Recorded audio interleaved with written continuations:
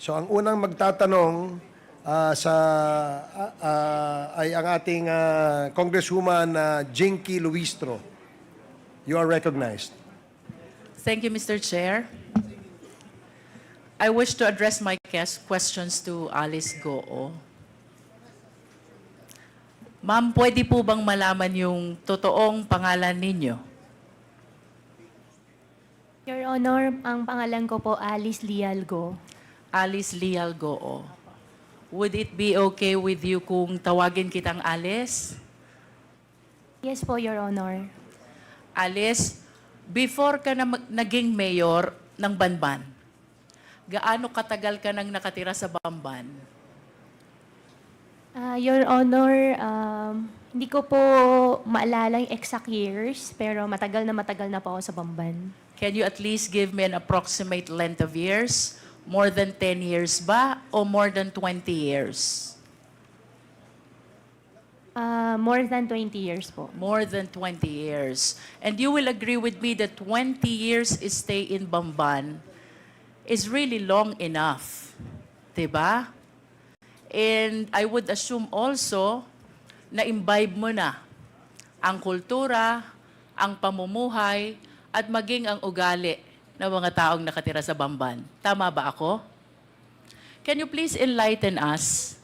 Ano ang kabuhayan doon sa Bamban 20 years ago?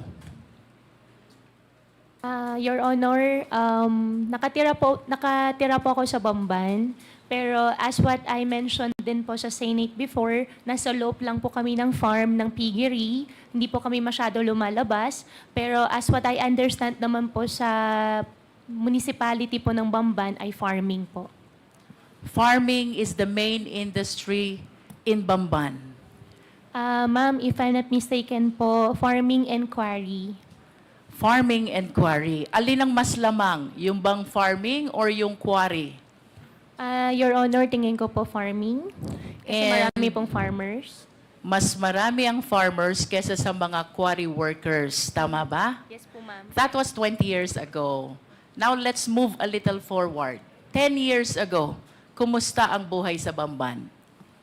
I believe 10 years ago, ganun pa rin po, Your Ganun Honor. pa rin. Opo. So would you agree with me if I would say, kung anong buhay ng mga taga-Bamban 20 years ago, ganun pa rin ang buhay nila 10 years ago? Yes po, Your Honor. How about before you became a mayor? Anong kabuhayan sa Bamban? Ang kabuhayan po sa Bamban, maliban po doon sa na-mention ko po na farmer, ay meron din po ibang nagtatrabaho po sa Clark as workers po. And would you say na ang buhay sa Bamban for the length of 20 years, madali ba o mahirap para sa mga mamamayan ng Bamban? What do you think?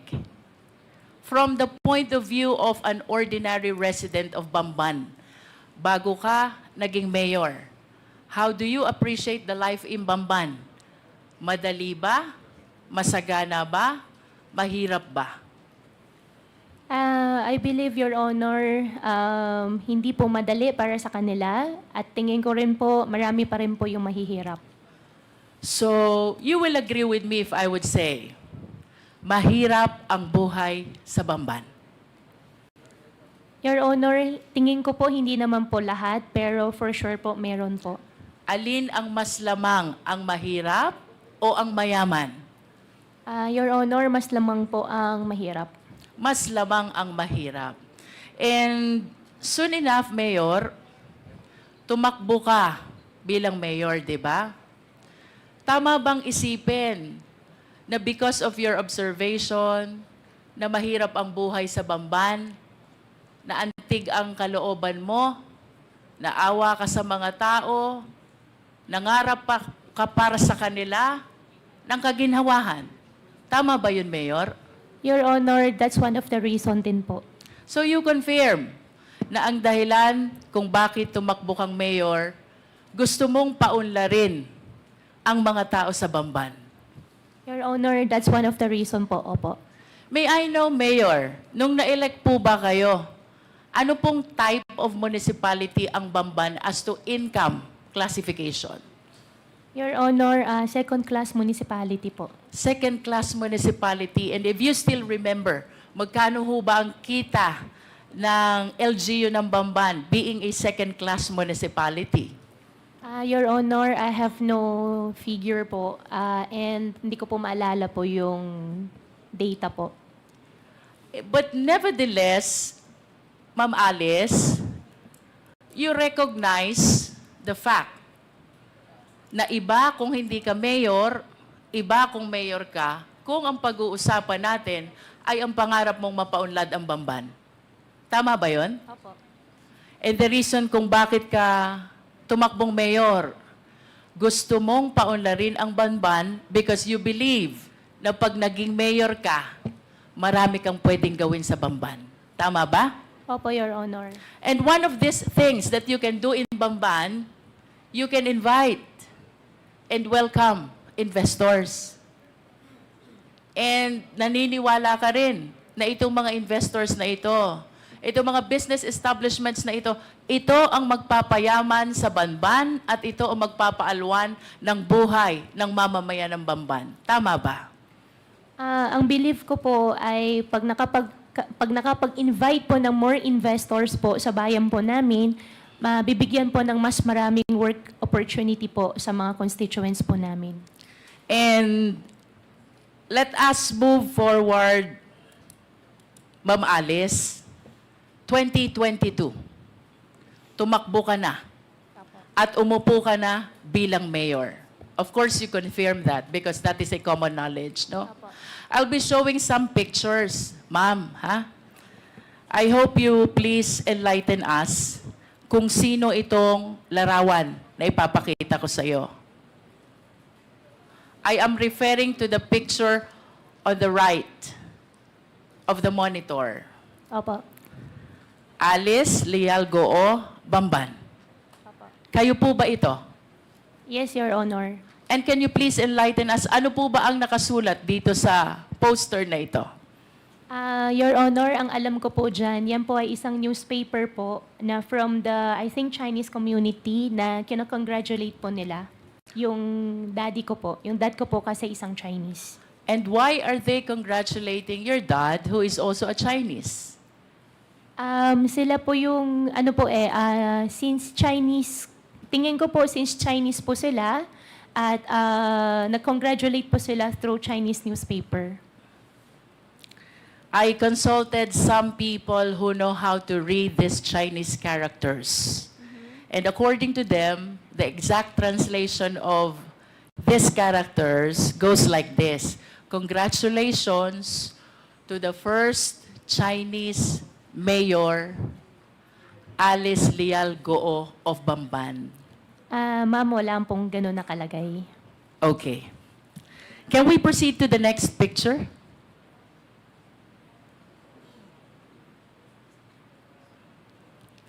Can you please enlighten us who is in this picture? Ma'am, for that question po, I think I cannot answer. I invoke my right against self-incrimination since may pending case po sa akin about the citizenship. About the citizenship. But would you agree with me if I would say, kamukha mo yung nasa picture? Ma'am, I will not confirm po. Let us proceed to the third picture.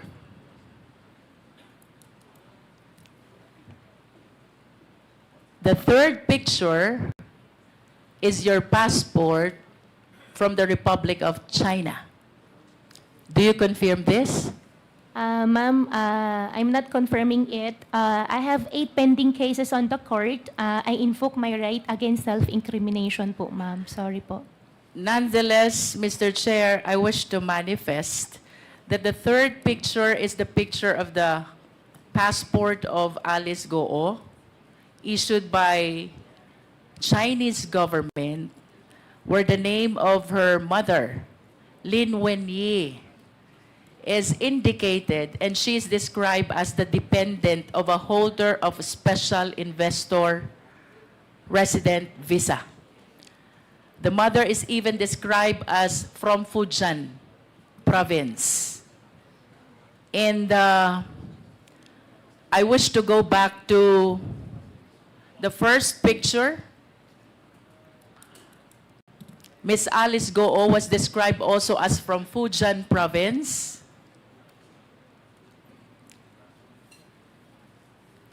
And I understand that Miss Alice Goo acknowledged only the first slide and refused to identify the second and the third slide. Nonetheless, Mr. Chair, I wish to manifest that these documents are evidence to show that indeed the nationality of Ms. Goo is Chinese. Nonetheless, Mr. Chair, in order to realize her intention, run to a public position, bring growth and prosperity to the municipality of Bamban, including the people who lives thereat, Ms. Alice Goo allowed, if not she's the one who purposely caused the same, the late registration of his birth, and even the application of her Philippine passport. I understand, Mr. Chair, that the right to run to a public office is a right which is exclusive to Filipino citizens. And I wish to manifest as well that this should be dealt with by law because this is something which open the country to issues of national security and interest, Mr. Chair. If I may proceed, Mr. Chair, bilang mayor, Ma'am Alice, in line with your vision, paunlarin ang Bamban, bigyan ng kaunlaran ang taga-Bamban, ano po ba ang mga kumpanya na dumating sa Bamban during your time as mayor of Bamban?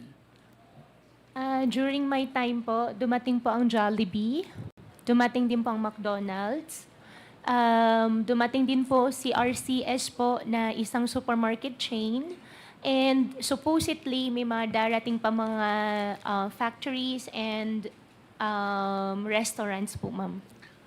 And would you confirm that it was also during your time nung dumating ang Baofu?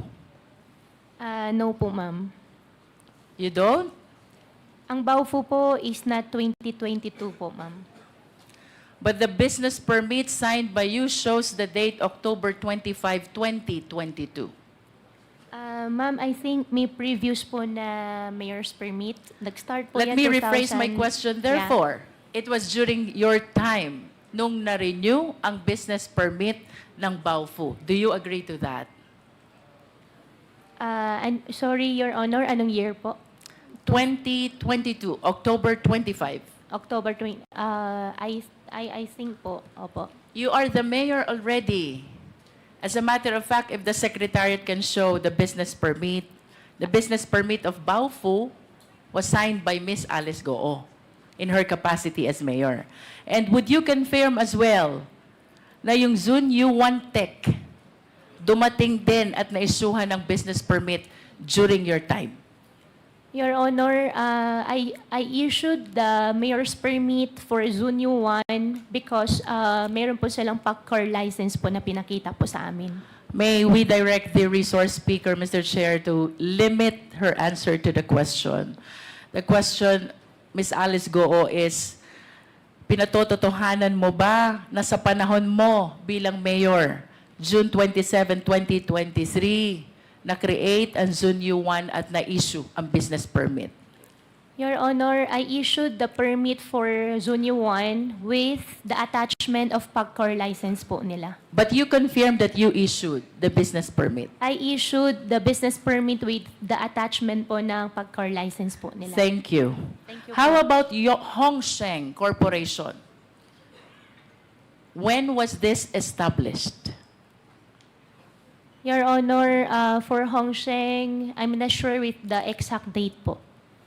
And you will agree with me also that during the Senate hearing, etong tatlong kumpanyang ito, whenever you are being interpellated, palaging nababanggit.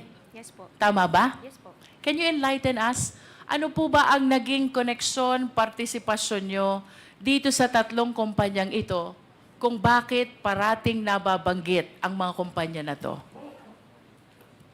Your Honor, I think 2018 or earlier, hindi lang po talaga ako sure sa exact year, the land of the Baofu belongs to me. And I sold... What year is that, Miss Alice? Your Honor, 2018 or 19. 2018. You are the owner of the land of Baofu. Of the land. 2018. Yeah, 18 or 19. You are not yet the mayor. I'm not yet a mayor. Okay.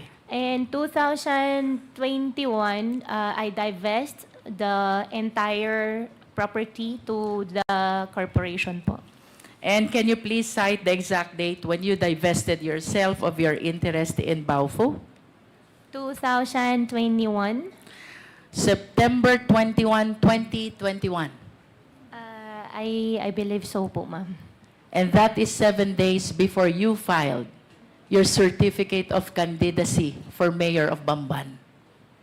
Okay. What therefore is the significance of your ownership of this land with respect to Baofu, Hongsheng, and Sunyuan? Ano pong kahalagahan ng pag-aari nyo? Your Honor, after year 2021, I owned the land before year 2021. After year 2021, wala na po ako pag-aari. Hongsheng, I don't belong. Zunyuan, I don't belong din po. What therefore is the connection of Baofu with Hongsheng? Baofu and Hongsheng, as what I understand, Baofu is the property owner and Hongsheng is the licensee po. How about Baofu and Zunyuan? Baofu and Zuanyuan, I think, if I'm not mistaken, the documents they showed us is Zunyuan leased the partial, I think 3 floors of Baofu. I think we have the contract of it. In other words, Ms. Alice, even the buildings which are erected on the lands are owned by Baofu? Tama ba yun? Your Honor, I think I'm not the right person to answer, but as what I understand po from the documents we get from Zone 1 before, yes po. You mentioned earlier sometime in 2018 to 2019, ikaw ang may-ari ng lupa. Yes, ma'am. Then sometime thereafter, nilipat mo sa Baofu. We form a company. Ang pinaka-share ko is the property. Ang usapan po namin... What is the name of the company? Baofu. Baofu. Yeah. And when the initial plan was housing.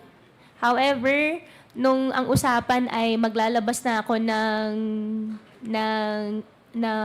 in cash, initial agreement was only the property, ang pinaka-share ko.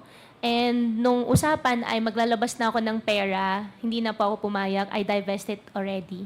And Okay. after that po, hindi ko na po alam. Matagal ka ng negosyante, Alice, tama ba? Your Honor, yes po. And I wish to share the list of the companies owned by Go family. Secretariat, please. As a matter of fact, based on my research, your family owned 11 out of 12 listed companies, no?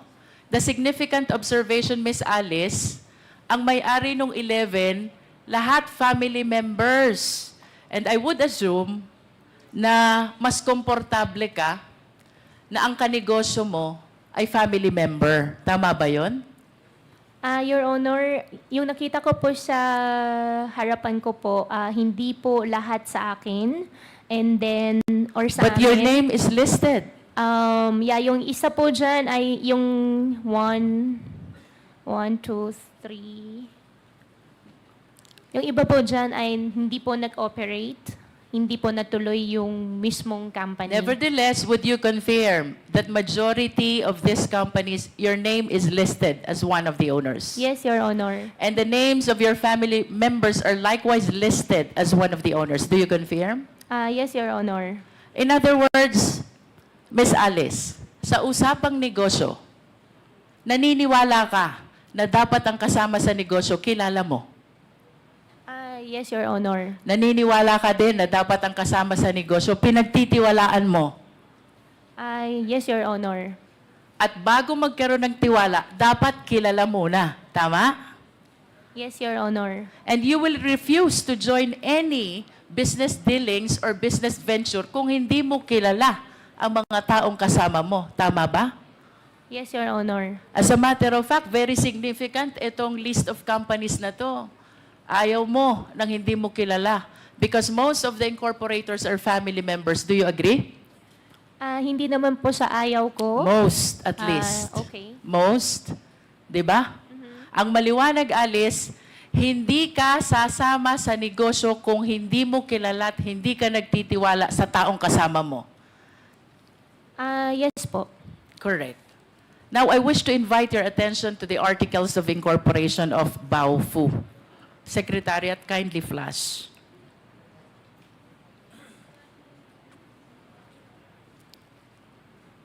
Nakikilala mo ba itong dokumentong ito? Yes po, Your Honor. This is the Articles of Incorporation of Baofu, Yes, correct? Po. Yes po. How about the signature across your name? Do you acknowledge that that belongs to you? Yes po. Yes. Do you know Bao Ying Lin? Your Honor, I think for the Baofu, I invoke my right against self-incrimination because I have pending case po with DOJ human trafficking po.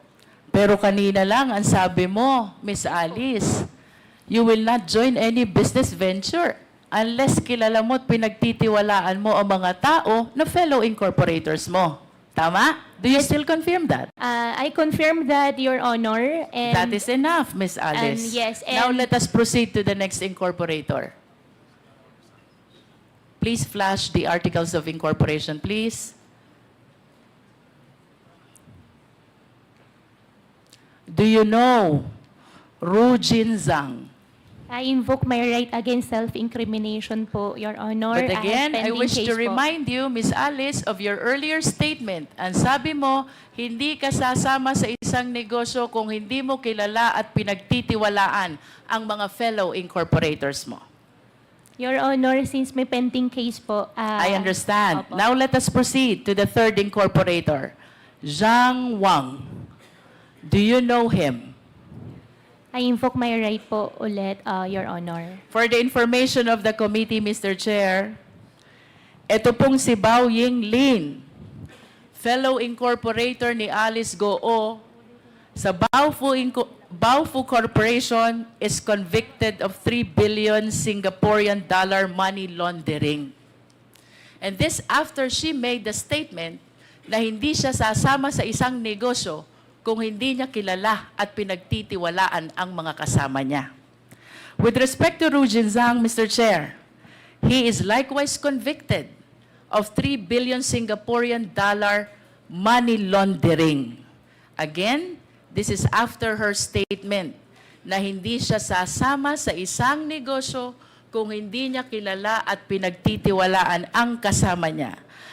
The third incorporator, Zhang Wang, Mr. Chair, used to be with Hongsheng Corporation, whom after the 2023 raid was charged of the crime of cyber crimes.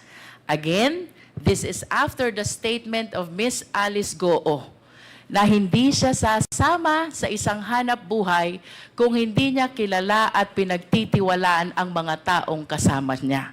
I wish to manifest, Mr. Chair, that this representation humbly submit that Miss Alice Goo purposely ran for public office in spite of her knowledge that she is not qualified, she being a Chinese national, to be able to welcome business establishments which she believes will bring growth and prosperity to the people of Banban. And this business establishments includes Hongsheng, a pogo operator, and Yunzu Wan, also a pogo operator.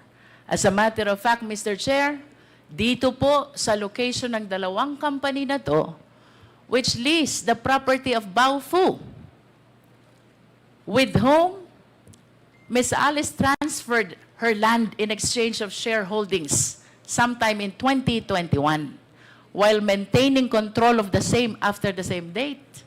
Dito po nahuli ang maraming Chinese nationals who are now charged of the cases of money laundering and even qualified human trafficking, Mr. Chair. Your Honor, if I may, just a short interjection. Para lang matanong ko lang si Miss Alice Go. Yung bang mga nabanggit na mga pangalan ni Congresswoman Luistro, si Ziyang Wang, si Rujin Zhang, at saka si Bai Yong Lin, did you say nakakilala mo sila? Mr. Chair, ang kakilala ko po dyan talaga si Wang Ziyang. Si Wang Ziyang. So is this the same Wang Ziyang na nabanggit ni Congresswoman Luistro na na-convict sa money laundering? As a cybercrime? Siya ba yun? Mr. Chair, hindi ko po alam na nakasuhan po siya ng cybercrime. Okay. So, ito ba sila ay galing sa isang probinsya sa China? Mr. Chair, nakilala ko po si Wang Ziyang sa Clark. Sa Clark? Opo. But mga galing sila sa China. Yung dalawa po, hindi ko po kilala. Okay, sige. Thank you. You may proceed, Congresswoman Luistro. There are speculations, Miss Alice, na itong Hongsheng, ang Baofu, Zunyuan, and you are one and the same. Do you agree? Totally not agree. Totally not. Listen to this. September 16, 2020, you signed the application in the Sangguniang Bayan of Bamban in behalf of Hongsheng, applying for franchise, license, and permit. Your Honor, I did not sign any documents po. You did not I sign. did not sign. However, nakalagay po yung pangalan ko po dyan as representative, but I did not sign any documents po. Would you know kung sino ang naglagay ng pangalan mo? Your Honor, I have no idea. You have no idea. Next, Ms. Alice, February 11, 2021, you executed a lease. Perhaps this is over the property of Baofu with Hongsheng, and during that time, Hongsheng is represented by Telma Laranan. Do you confirm this? Your Honor, regarding Baofu, I invoked my right against self-incrimination po. Third, Ms. Alice, early 2023, Hongsheng was raided because of cybercrime. And one of your fellow incorporators in Baofu, which kanina sabi mo, doon mo transfer yung lupa mo sa Bamban. One of your fellow incorporators, Zhang Wang, nakasuhan ng cybercrime. Do you confirm this? Your Honor, hindi ko kinong-confirm. I have no idea nakasuhan po siya ng cyber. And after ma-raid itong Hongsheng, Zunyuan Technology applied for a business permit on the same address, on the same location. You were the mayor, you issued the permit. Do you confirm? Ma'am, I issued the permit with the attachment of pagcar license. I understand. But what is apparent, Mr. Chair, well, there is a document where Alice Goo is described as representative of Hongsheng back in September 16, 2020. This is the first POGO operator. It was followed by a contract of lease signed by Alice Goo with Hongsheng. And then this was followed by the raid of Hongsheng, which was replaced by Zunyu 1, which Alice Goo provided a business permit in her capacity as a mayor. I wish to share to the committee the doctrine of piercing the veil of corporate entity, because it is very clear, Mr. Chair, Hongsheng, Alice Goo, Baofu, and Zunyu 1 are one and the same. Mr. Chair, I'm about to wind up, but I have few questions left. can we please show the last slide of two personalities with last name Yang? Secretariat, please.